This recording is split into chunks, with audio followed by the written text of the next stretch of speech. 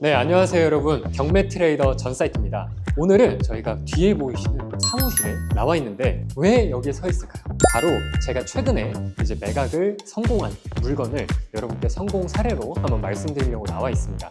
우리가 언제까지 아파트, 빌라만 투자해서 부자가 될 수 있을까요? 아파트, 빌라는 우리의 기초, 시드머니라고 하죠. 투자금을 다음 단계로 넘어갈 수 있게끔 쌓아 올려주는 역할을 하는 거다라고 이해해 주시면 될 것 같고, 그 다음에 넘어가는 단계는 보통 오피스텔이나 이런 지식산업센터라고 하는 이런 뒤에 보이시는 사무형 그런 공간을 다음 단계 투자로 넘어가게 됩니다. 자세한 거는 안에 한번 보고 들어가서 얘기를 나눠보도록 하겠습니다. 궁금하시죠? 끝까지 시청하세요.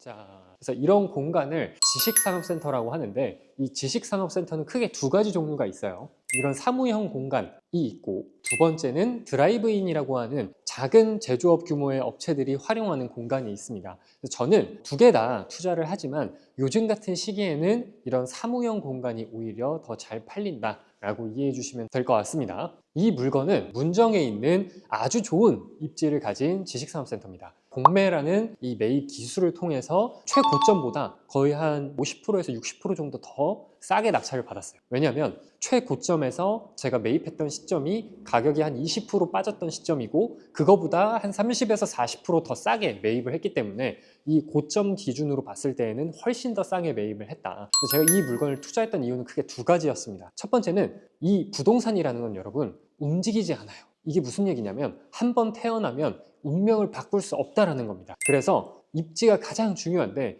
이 입지가 문정에서도 가장 좋은 입지, 그리고 지식산업센터라고 하는 이 사무형 공간을 활용하는 사람들 중에서도 지식산업센터계의 강남이라고 이해하시면 될 것 같습니다. 두 번째는 지식산업센터라는 이 투자의 흐름상 가장 저점에 있었다. 그래서 사람들이 기피하는 상품이 됐고, 저는 생각했을 때 현재도 거래가 일어나고 있고 수요가 있고, 그렇기 때문에 이건 분명히 팔릴 수 있다. 훨씬 저렴하게 사면은 오히려 월세를 맞춰도 돈이 남는 구조였기 때문에 안정적으로 가져갈 수도 있고, 아니면 단기에 매각을 할 수도 있겠다라는 생각, 그 전략으로 이 물건을 투자하게 됐습니다. 23년도부터 지식산업센터가 무너지기 시작했고요. 거래량이 거의 3분의 1, 5분의 1 토막이 났습니다. 근데 제가 항상 보는 건, 그러면 나머지 이 거래는 어디서 일어나는 걸까를 저는 집중합니다. 그랬을 때 A급지 위주로 거래가 그래도 일어나고 있었고, 실제 이 지식산업센터는 사업을 하는 사람들이 쓰기 때문에, 사업은 여러분 부동산 경기랑은 또 별개로 잘 되는 사업이 있고 안 되는 사업이 있습니다. 그래서 계속 거래가 일어날 수 있는 그런 구조가 있다는 걸 말씀드리고 싶었고, 여러분이 한 번 더 생각해 보셔야 될 게, 저는 부동산 투자를 하면서 가장 중요한 게 대중과 반대로 갔을 때 큰 돈을 번다라고 많이 느끼고 있습니다. 그래서 이 물건 같은 경우에는 지식산업센터라는 안 좋은 시장에서 제가 그걸 캐치해냈고 또 확신을 갖고 투자할 수 있었고, 그래서 대중과 반대로 가는 선택을 했기 때문에 많은 수익을 거둘 수 있었습니다. 얼마나 벌었냐고요? 이 건물에서 무려 1년 만에 8억 정도의 시세 차익을 만들었습니다. 그게 가능했던 이유는 경매랑 공매랑 다른 부분이 있습니다. 경매는 사람들한테 많이 이미 알려져 있고, 안에 있는 사람을 내보내는 절차, 명도라는 절차가 좀 더 간편화되어 있습니다. 근데 공매는 안에 있는 사람을 내보내는 절차가 조금 더 어렵고, 그리고 사람들이 잘 모르고 꺼려하는 부분이 있어요. 그래서 저는 이런 안 좋은 시기에 오히려 공매를 통해서 경매보다 더 싸게 살 수 있었기 때문에, 즉 수익을 크게 가지고 갈 수 있었다라고 이해해 주시면 좋을 것 같습니다. 많은 분들이 경매랑 공매랑 대출 받는 게 좀 다르지 않나? 라는 생각을 하시는데, 공매도 경매 대출 상품이랑 똑같습니다. 그래서 이 물건 같은 경우에도 낙찰 금액의 80% 정도 수준의 대출을 받아서 진행을 했었고요. 그래서 이 물건 같은 경우에는 총 투자금이 4억 정도 들어가서 4억 정도를 벌었던 물건이고, 14층에 또 제가 낙찰 받고 1개월 정도 만에 팔았어요. 걔를 통해서도 4억을 벌었습니다. 그래서 이 해당 호수를 처리하면서 제가 겪었던 에피소드를 말씀드리겠습니다. 이 호수에 임차인분이 있었습니다. 그래서 그 회사랑 명도의 과정이 좀 길어졌어요. 한 10개월 정도 진행을 했었는데, 회사도 이 경매를 알고 있기 때문에 빠꼼이었어요. 빠꼼이, 쉽게 얘기해서. 우리가 하는 아파트나 빌라는 이 정도의 경매 역량을 가진 회사나 사람이 없기 때문에 전혀 걱정하실 필요는 없지만, 이런 상업용 규모가 좀 있는 데를 할 경우에는 경매를 잘 아는 회사가 있을 수는 있습니다. 그래서 그 회사랑 어떻게 진행을 했냐면, 이분은 이거를 사고 싶어 했어요. 이 해당 호수를 지금 보시면 인테리어가 다 되어 있고 에어컨이 다 달려 있기 때문에 나가기 당연히 싫겠죠. 인테리어도 몇 천만 원 하고 들어왔으니까. 그분이 사겠다 했는데 저희는 반만 믿고 법적인 절차를 그대로 진행을 하면서 협상을 이어갔습니다. 근데 결국에는 매매 성사 단계까지 왔었는데 그렇게는 못하고 명도까지 잘 마무리를 한 현재 상황이고요. 그럼 10개월 동안 이자랑 이런 건 어떻게 하냐라고 했을 때에는 저희는 협상을 할 때 다 요청을 합니다. 만약에 협상을 하고 있는데 협상이 잘 안 되면 월세랑 우리의 피해를 다 보상해주고 가야 된다 라고 설명을 드렸고, 그 부분을 소송을 통해서 저희가 승소를 해서 입증을 했고 다 받아서 문제없이 마무리를 했던 그런 케이스라고 이해해 주시면 될 것 같습니다.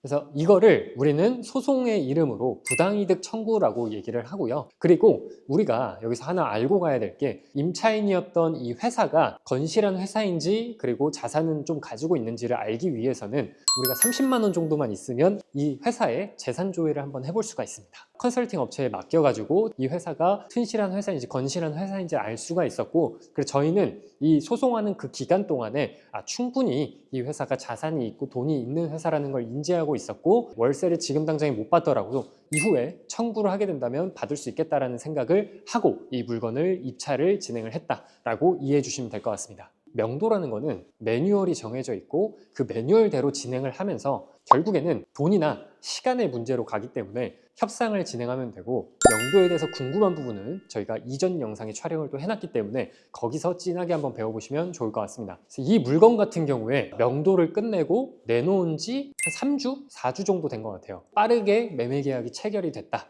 어떻게 지식산업센터가 안 좋은 이 시장에서도 매매 계약이 빠르게 체결될 수 있었냐라고 한다면 두 가지 포인트가 있을 것 같습니다. 첫 번째는 거래량이 많은 곳을 선택을 했다. 입지가 좋으니까 당연히 거래량이 많겠죠. 두 번째는 좋은 지역에, 그리고 이 건물에 거래를 정말 많이 하고 잘하는 부동산을 찾았다. 그게 제일 중요한 것 같습니다. 그럼 나도 지식산업센터를 투자하고 싶은데 어떻게 해야 되냐, 뭘 봐야 되냐라고 또 궁금한 점이 있으실 것 같아요. 그래서 꼭 이 말씀을 드리고 싶습니다. 제가 이렇게 성공 사례를 말씀을 드리지만 모든 지식산업센터가 싸게 산다고 성공하는 게 아닙니다. 그래서 오늘 말씀드렸던 이 물건의 포인트를 잘 보시면 좋을 것 같은데, 이 물건의 포인트는 입지와 거래량이었습니다. 이 지식산업센터도 결국에는 보는 게 가격과 거래량을 보시면 됩니다. 가격은 현재 시세가 얼마인지를 산업부동산이라고 하는 사이트에서 지식산업센터의 가격을 볼 수가 있고요. 실거래된 내역들이 쭉 나옵니다. 그리고 그 사이트에서 거래량도 확인할 수 있습니다. 그래서 이 지식산업센터를 너무 어렵게 생각하지 마시고, 저는 아파트랑 비슷하다라고 생각합니다. 왜냐하면 아파트도 결국에는 비슷한 타입의 동일한 평수에 있었던 실거래가, 그 거래량을 확인을 하듯이 이 지식산업센터도 똑같다는 겁니다. 그러면 지식산업센터를 임장할 때는 뭘 봐야 되냐라고 할 수 있죠.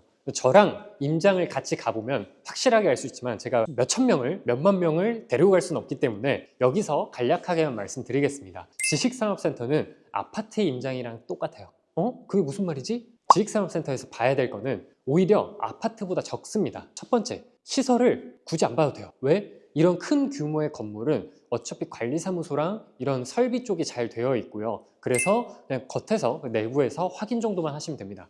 두 번째는 아파트보다는 오히려 명도가 쉬워요. 왜냐하면 여기에 있는 사람들은 이미 사업이 망해서 나갔거나 아니면 임차인으로 있다면 돈을 벌고 있는 회사이기 때문에 이런 거에 신경을 잘 안 쓰려고 합니다.